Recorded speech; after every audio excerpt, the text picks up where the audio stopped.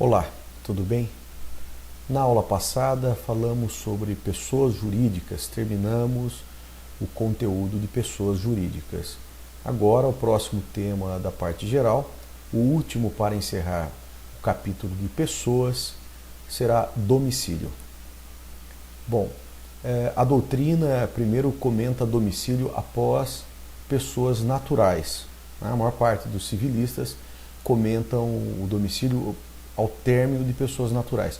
Já o Código Civil, ele deixa para o comentário após pessoas jurídicas. Então, razão pela qual eu estou seguindo a lógica, a organização do Código Civil. Comentar após pessoas jurídicas. Bom, o domicílio ele é muito importante não só para o direito civil. Aliás, o domicílio é mais importante até para o direito processual civil, a lei adjetiva, que complementa o direito civil. Então, é no domicílio em que eu encontro as regras do direito processual, que de uma certa maneira complementa o direito civil. Bom, do Código Civil nós temos do artigo 70 o artigo 78 para falar sobre o domicílio, matéria de extrema importância e relevância aqui para a nossa exposição. O domicílio é a sede jurídica da pessoa natural, onde ela se encontra presente para todos os seus efeitos, para os seus direitos e obrigações. Daqui a pouco eu preparei um material em que eu falo que os elementos do direito civil dentro do domicílio é a intenção e o ânimus, a residência, a intenção, o ânimus. Isso é o que complementa o nosso conteúdo de domicílio. Tá ok aí? Então a palavra domicílio, a importância no direito processual civil, e a palavra, a origem da palavra domicílio vem de domus, que significa casa, morada. Esse é o sentido etimológico do latim, como no direito romano, a origem, o origo, dentro do domicílio.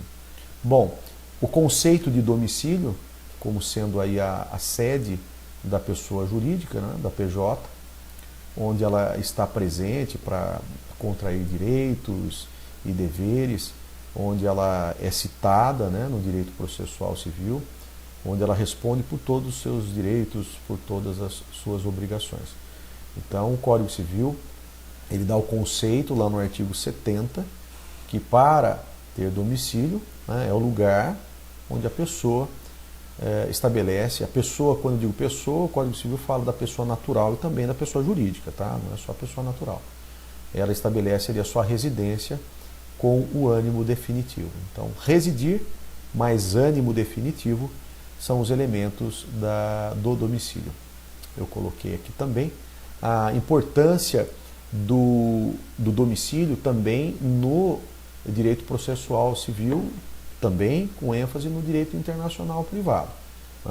No direito internacional privado, na LINDB, na Lei de Introdução às Normas do Direito Brasileiro, o decreto 4657 de 42, ele fala que é o domicílio que define o nome, é o domicílio que define a capacidade das pessoas, é o domicílio que define o direito de família, o princípio da territorialidade, dentre outros. Tá?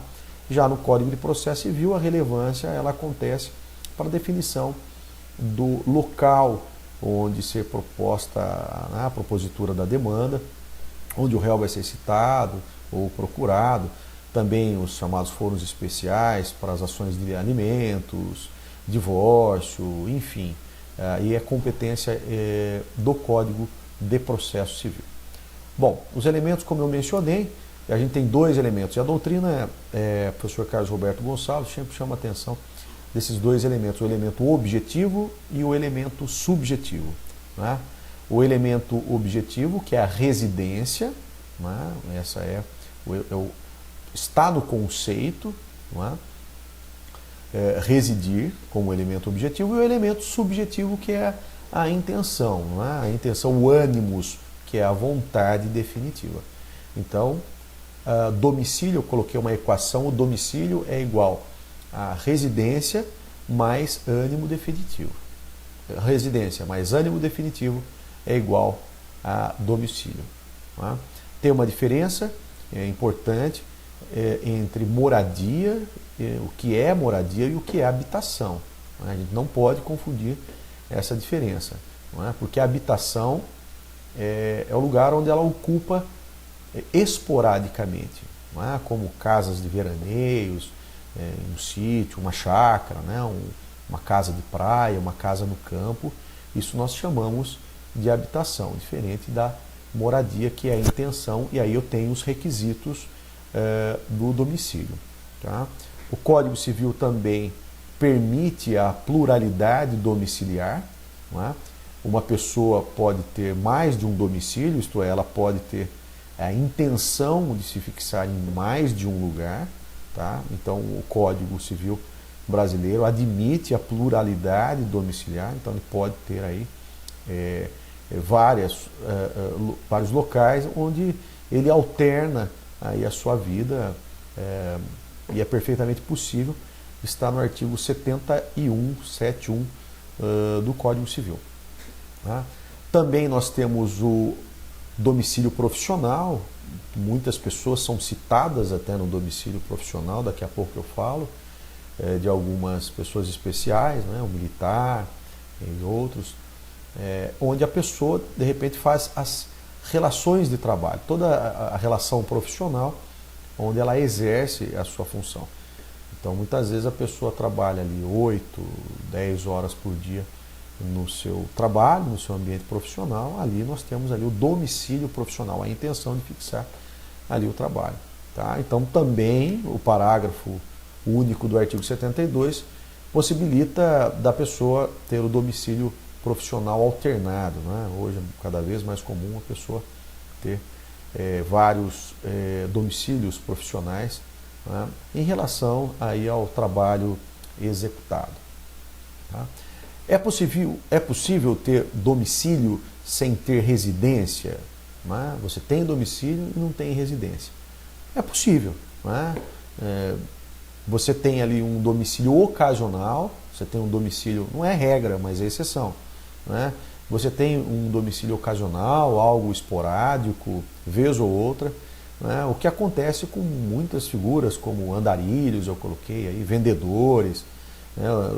Viajantes, ambulantes. Então não tem uma intenção de fixar num lugar único e exclusivo.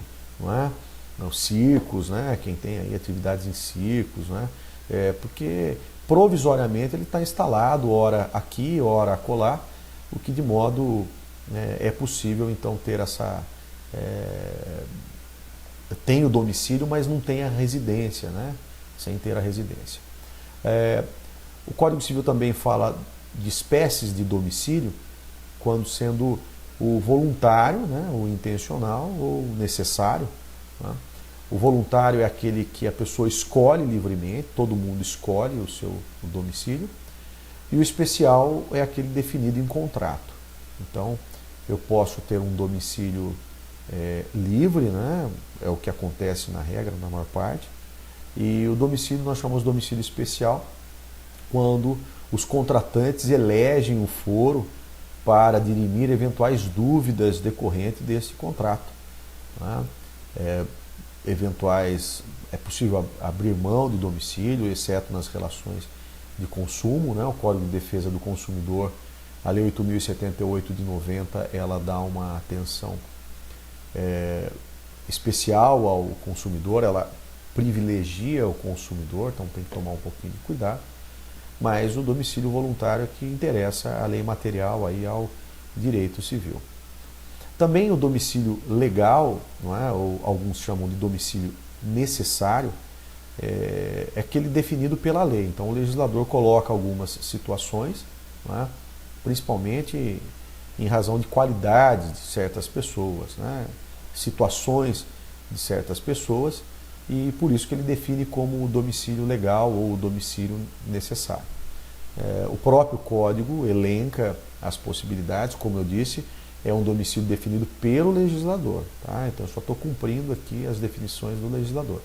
Que é o recém-nascido, que tem o domicílio dos seus pais, né?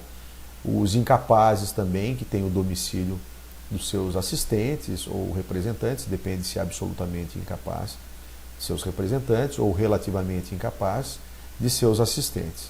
O servidor público que tem o domicílio, o lugar onde ele exerce, né, o seu trabalho, né, a sua função, o militar, que é onde ele serve, né, a marinha ou da aeronáutica também no lugar onde tem o seu respectivo comando, onde ele está subordinado no seu respectivo comando. No caso, o domicílio marítimo é o lugar onde o navio está matriculado, depois a gente vai falar isso em bens, né, a matrícula do bem imóvel, navio, que é uma exceção, né, porque a matrícula, via de regra, é só para bens imóveis. O preso, que é o lugar onde ele cumpre a sentença. O preso é o lugar onde ele tem lá, onde ele está cumprindo aí a sua prisão. E o agente diplomático do Brasil, né, também o código coloca, se ele é citado no estrangeiro, é o lugar, e ele eventualmente alega aquela regra da LINDB, a extraterritorialidade, sem informar o país a qual ele é vinculado, então fala que o domicílio dele passa a ser no Distrito Federal. Tá? Então esse é o chamado domicílio necessário ou o domicílio legal. Quase finalizando, o domicílio da pessoa jurídica, ainda o Código Civil, no artigo 75, ele é bem tranquilo. O domicílio da União é o Distrito Federal, dos estados são as suas capitais, né?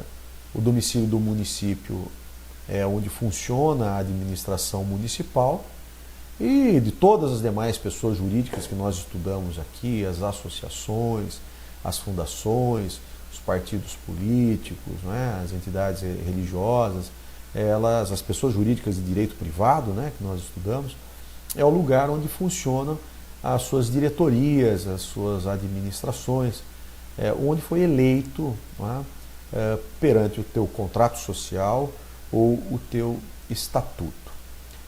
Por último, eu deixei reservado aqui o comentário a respeito da mudança de domicílio, e que no Brasil não funciona na prática. Nós mudamos o domicílio, né, mas muitas vezes nós não comunicamos a municipalidade do lugar, né, que nós deixamos. O correto seria, quando a gente muda de uma cidade para outra, até por conta do censo, IBGE, controle